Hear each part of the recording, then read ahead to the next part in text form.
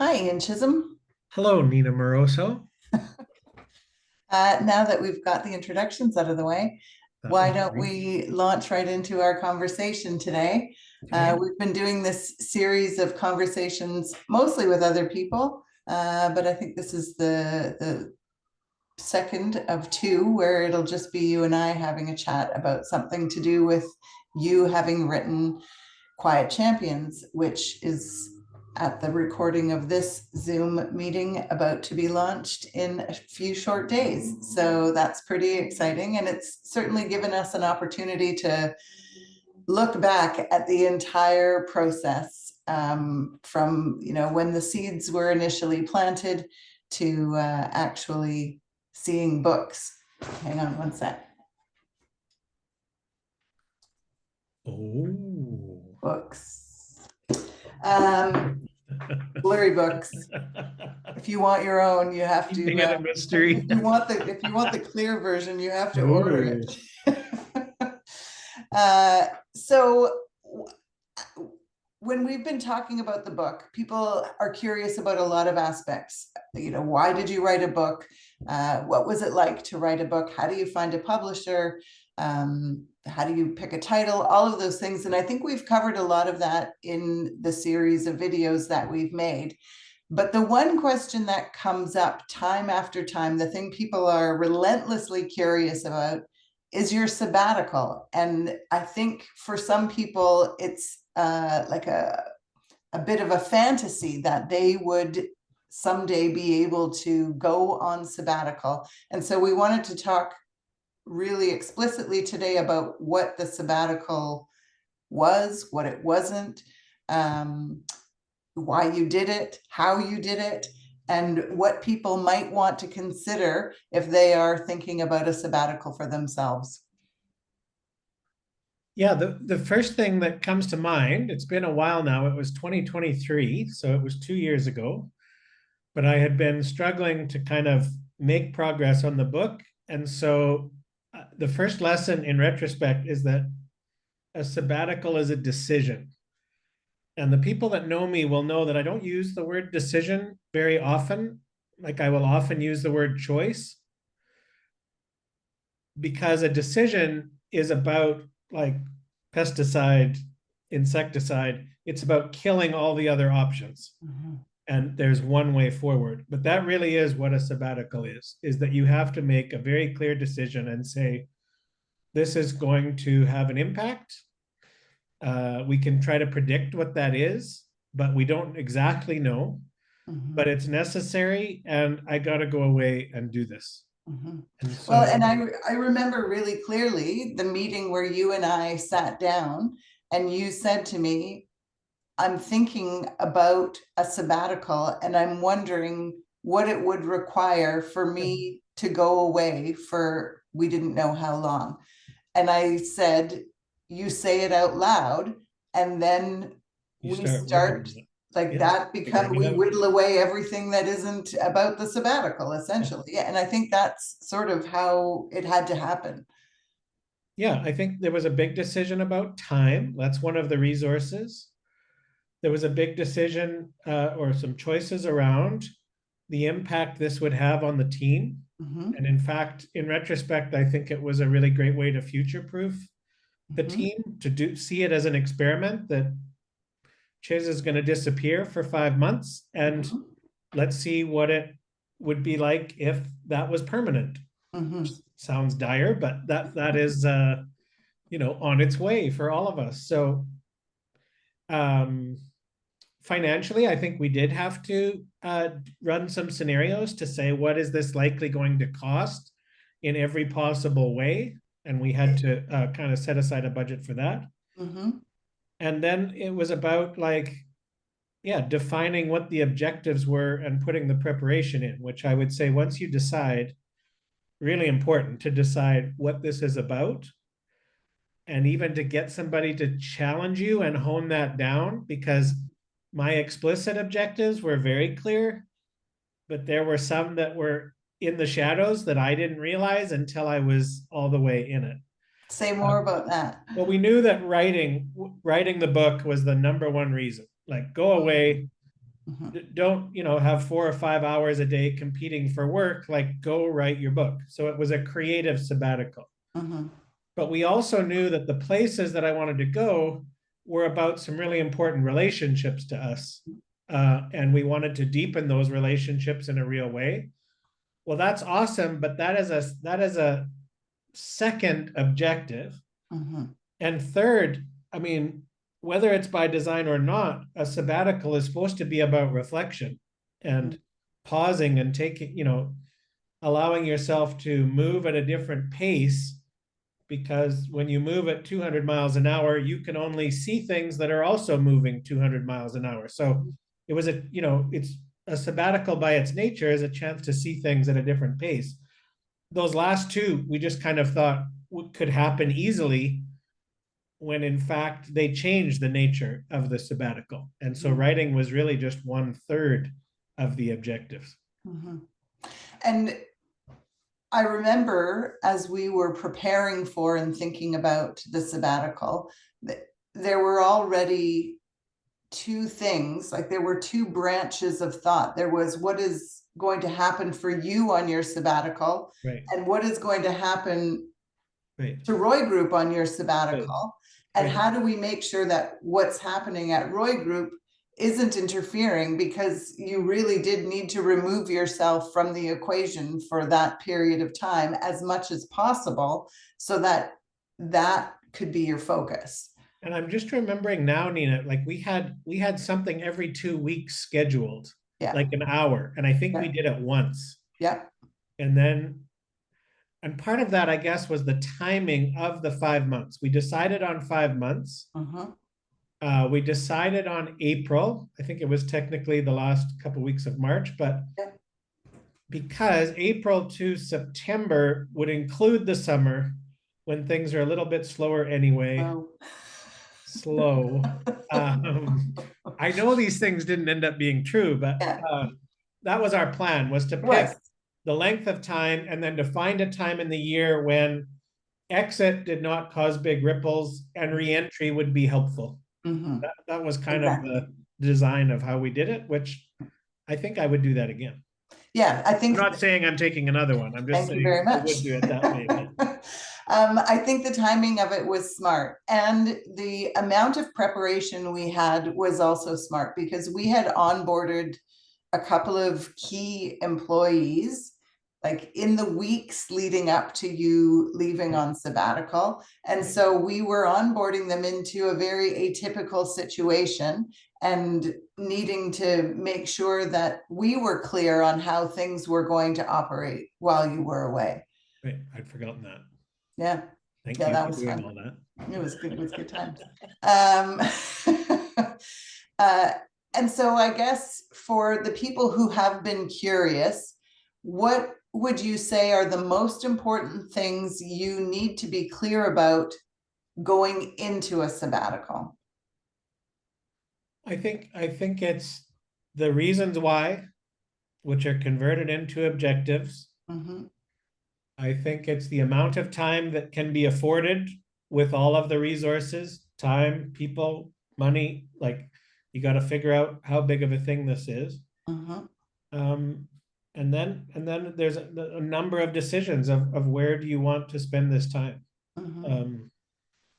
And I do have some slides if you're I was interested. going to say, where did you spend your time? Okay, let me see if I can do this. In rough, the design was 5 months, 1 month in each of 4 different places, and then 1 month at home, giving myself a little bit of leeway to finish the book in August, which I would end up not quite doing, which is one of my big regrets. Mm-hmm. Month one was a really special place for us out at Fogo Island. Gave me a chance to really, kind of get in touch with my inner Hemingway.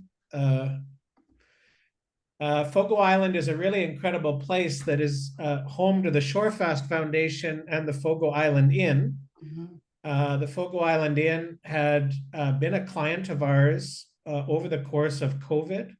And so this was a really great chance to go spend a month there. Mhm. And I didn't stay in the inn for I a was month. gonna say, That would maybe have, clarify for yeah, people I want to that be very clear about that. as bougie as you are, you were not spending I a month at the I Fogo went to Island the inn Inn. every day, which I'll talk about, but this was the little house, this yellow house in this wonderful little part of town is where I spent the month. The days, in essence, for that first month looked like waking up in my little house next to the ocean, So starting a beautiful. fire, making a coffee, doing some yoga, and writing as much as I could possibly write. This is the library at the Fogo Island Inn. And so most of the days I would head over there about 9 a.m. and write as much as I could until noon. In the afternoons, almost every day of that month was used to work with different Shorefast teams. They have several different teams, some incredible leaders, a next generation of leaders that are stepping up. And yeah, we did a lot of work. It's amazing what you can accomplish when you're in residence for an entire month. Mhm. Mhm. The bonus of all of this was that Zita Cobb, who is the founder of Shorefast and the creator of the Fogo Island Inn and its philosophy, was there also in April. And she was available, yeah, most of the nights. I want to say like 3 or 4 nights a week Mhm. to grab dinner together at the inn, which was amazing. And to have this kind of conversation that would pick up where it left off the night before about themes that are close to her heart, like community and development. And why that's relevant is that those conversations, A, shape the book to a very deep degree, and Mhm. B, Zita, of course, agreed to write the foreword to the book Mhm. and to record that foreword herself on the audiobook, which means that the first voice you hear on the audiobook is this wonderful accent from Fogo Island. Love it. Yeah. Um, and maybe this is a bit more of an overarching theme of, the places you were and the experiences you had. You weren't just shaping a sabbatical, you ultimately were shaping how Quiet Champions would become what you needed it to be. And I think probably not to get, overly sort of introspective about it, but you were shaping yourself. The experiences were having an impact on you personally as well. Oh, definitely. And that happened in this library, this center picture. First 2 weeks I was there, it felt like I was working on my book, Mm. and I had a little lunch kit and like going to work on my book. And about 2 weeks in, and I think this is just spending time on your own, you realize that the book is going to work on you. And that wasn't an entirely comfortable realization to realize that I didn't exactly know all the influences that were going to show up to shape this book, but you have to just surrender to that. Second month was back here in British Columbia. So I had a few days at home and then headed up to Alert Bay to work with our friends at the Nawalak Society. And we're huge admirers of Nawalak and everything that they do. Um, yeah, huge admirers of what leadership looks like in this context and huge admirers of the resilience that they demonstrate in this part of the world and being an Indigenous-led organization in 2023. Similar pattern, I would wake up. That's my cottage at the very top of this picture, which was a wonderful place to wake up. That's the view from that window. And so I would try my best every morning to write as much as I could. And in the afternoons, I once again couldn't wait to meet and do work with all of these incredible leaders and teams that make up Nawaluk. And so, yeah, another super heavy month of all three of these things happening: the writing, the relationship and the reflection that kind of has to take place when you change where you are like this. Mhm. Month 3 was a big one. In terms of the design of the sabbatical, this was the biggest part of the budget because it was the furthest away. My daughter joined me on this trip. And what I didn't realize was that in addition to her and I having the chance to spend a month together, kind of in a big adventure, which we've never had, I was also able to introduce her to some remarkable people. In the top right photo, that's a gentleman named Dr. William Folds, who's really at the forefront of the anti-poaching movement in South Africa. He's a veterinarian, and we were able to spend the best part of a week with Will and his team in the Eastern Cape. Down below, Rose is in the bottom right-hand corner, and across from her is a gentleman named Christo Brandt. And Christo was the warden at Robben Island when Nelson Mandela was there. He became very close friends with Nelson Mandela. He was recruited into the prison service at a very high level once Nelson Mandela became president. And Nelson Mandela, because of their friendship, remarkable friendship that occurred when one of them was a prisoner and the other one was a warden, he had tea with Christo once a month over the course of his leadership position in the prison service. Wow.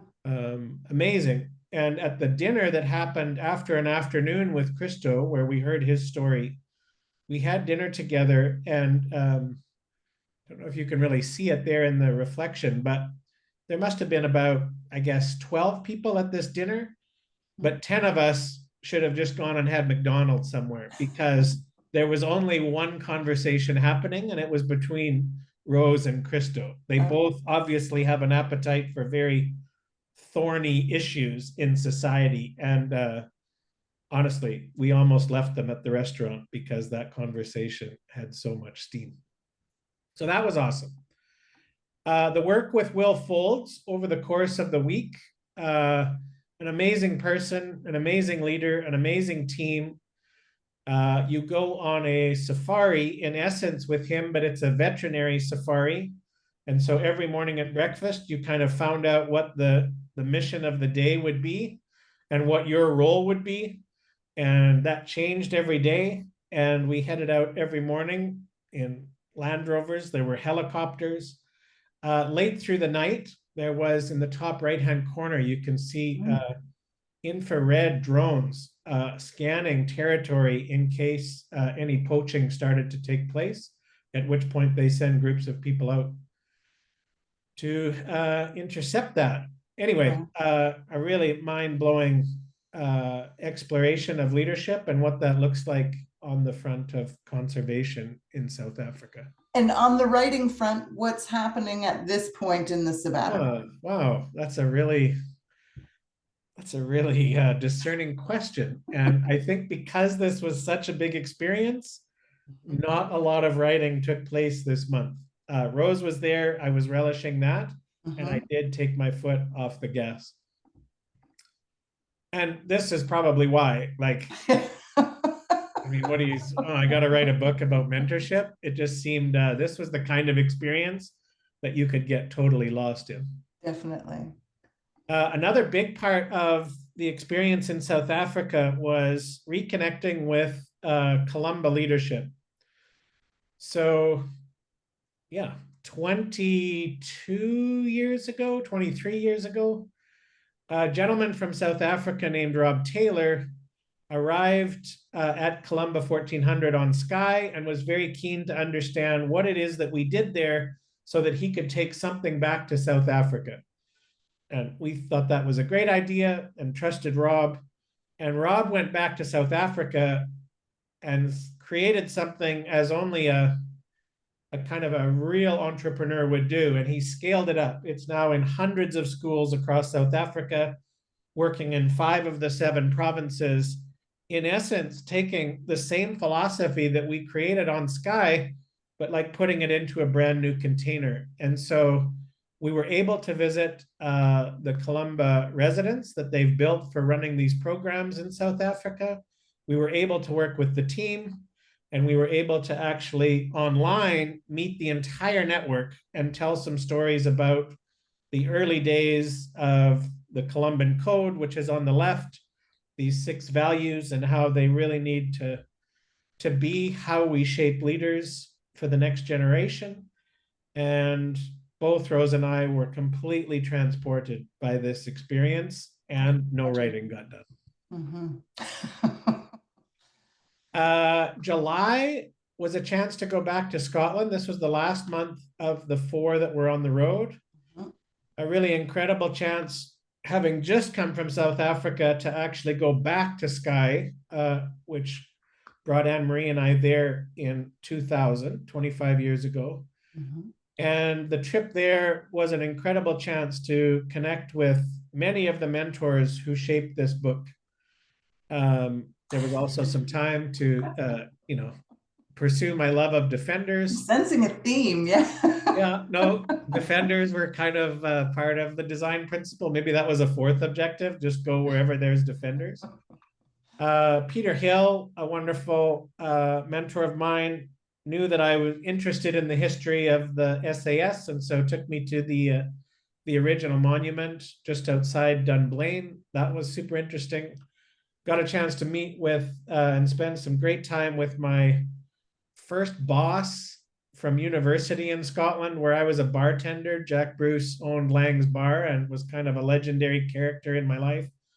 Had the chance to see Robert and Mark, who the book is dedicated to, and did have the chance to go back to Columba, and did get back into some morning writing when I was kind of in between visiting with people. And I think yeah, Columba was pretty constructive this way. I was able to, I think, largely due because I'm seeing these people and having conversations with them to turn that into some writing. Other than the Defender, there's other themes that, like, even just from your photographs, you spent time in beautiful natural spaces with, like, you weren't in industrial standard condominiums or anything like that. Like, you were in places that spoke to your heart and appealed to your sense of wanting to be in nature. Yeah, that's interesting. I know that that's been a theme really ever since. Yeah, I mean, I would say the last 30 years, I've realized that I kind of gravitate towards places that are seen at the periphery, whether it's the coast of somewhere, but not in a big city, or out in the middle of nowhere. That seems to be where I like to go. So, and where land meets water. Yeah. August was a chance to come home. I think we had a Roy Group retreat sometime in August, so it wasn't totally off out at Pearson College, but this was a chance to, write again as much as possible, knowing that on September 1st, work was going to crash back into my schedule, and that any writing that wasn't done by then would have to be done in the presence of work.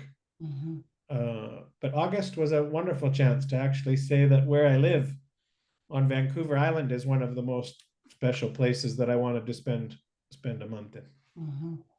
And that was it. There you go. I feel like we were down in the church basement showing some slides from But there's some photos in there I've never seen before. That it was nice to, because we really, as you said, had very little contact. You were quite removed from Roy Group and from the work that was going on. And I think that was absolutely necessary. And for anybody wondering, we did manage to, like, keep things on track. I mean, you are the driver of this organization, and it is your vision that we typically are. I sometimes say to people that you're the composer and I'm the conductor. And so we managed to keep the orchestra playing, and we followed the music that you had written for us, but in terms of sustainability, we did need you to come back. Yeah, although I have to say, I think Roy Group before the sabbatical is a very different creature than after, because people had a chance to realize what they're capable of when I'm not here. And there were Yes, several examples with clients where they were like, initially we were a bit nervous and we're not nervous now. Like, so it's definitely. And with super clients exciting. and with our team, I think there, Yeah. for our team, there was a growing sense of autonomy and, people stepping into bigger shoes. It was because because we had not been in contact for so long, it was a bit weird coming back. I bet. I kind of had questions about, is there anything I can do? Like, what's my job now? Uh, that was good. That's Yeah, great. it was good. Um, so we've talked about what's good. We talked about, some of what was tricky. What are things you would do differently? Hmm. And maybe that would help anybody watching this or thinking about a sabbatical, plan I, their I I would be far less ambitious. Like the schedule which I created for the 5 months is so packed. own. Uh, Morning, afternoon, and a lot of the evenings. And I think the balance between my intentions and knowing that a sabbatical is a chance to pay attention was seriously out of whack. Way too Mhm. much intention. I worked way too hard on the sabbatical. And that's not really what it's about. So I would have corrected, I would correct, to do differently. I would correct the balance between intention and just space for paying attention. I think I would have paid more attention to the creative process of what that takes. Robert talks about kind of preparing the pump, like physically, do something that's kind of demanding first thing in the morning, and then see what creativity comes from that. I yeah, I needed to shake that kind of early morning work ethic and take care of myself as a creative. Mhm. And lastly was a little bit of when I showed the design um, to Robert, because initially he had told me years ago when I was at Columba after 5 years that maybe it was a chance to have a sabbatical. And I It's was the like, academic model. Yeah. yeah, no, he just really believed in sabbatical. So when I showed him the design of my sabbatical 20 years later, he did say, I want to make sure this is a sabbatical, not a victory lap. Mm. And just this idea of going to new places that I've never been before versus going and like tending to relationships. I'm glad I did what I did, but I do think, yeah, it was a great challenge to think about. Are you prepared? Are you going backwards, or are you going forwards and kind of taking a step into who you might become? And Mhm. I think the latter is it. Sabbaticals have that potential if we trust that that's there. And I Yes. did that to a certain extent, but I would have done that even more. Yeah.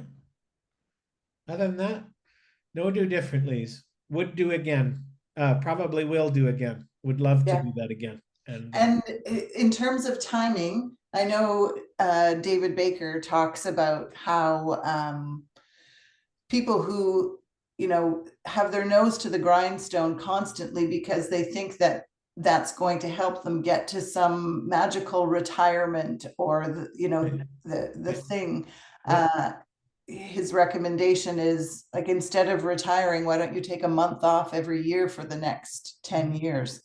Um, yeah, and so in terms of sabbatical, like 5 months mm, for some people might not seem like a long time, and for others might seem like an impossible eternity.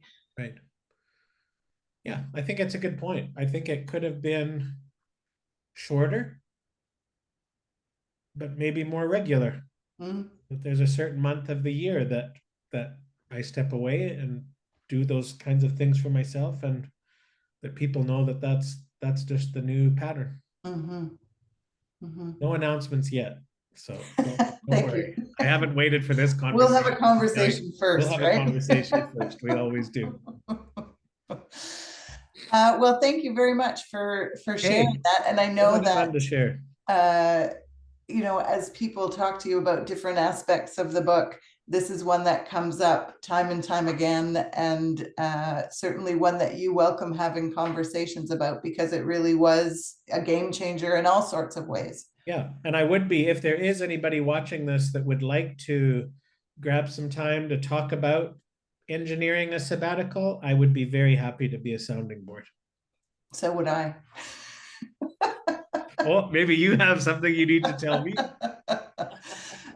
All right. Well, this has been fun, Chiz. Thanks a lot. Okay, great.